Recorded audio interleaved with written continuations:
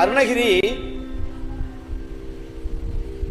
என்னை பாடுவதற்கு உன்னை தேர்ந்தெடுத்தேன்.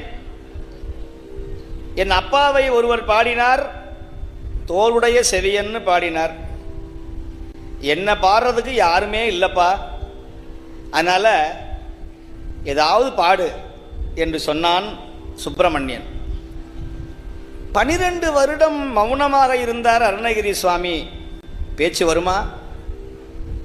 6 நாள் மௌன விரதம் இருந்தா 7ஆம் நாள் பேச்சு வர மாட்டேங்குது. விடிய விடிய தூங்கிட்டு திரும்பி காலையில் ஃபோன் எடுத்தா ஹலோ அப்படின்னு பேச்சு வர மாட்டேங்குது. ஒரு மணி நேரம் காப்பி டீ எல்லாம் சாப்பிட்ட பிறகு தான் குரலே வெளியே வருது. 12 வருஷம் மௌனமாக இருந்தார் அருணகிரி சுவாமிகள்.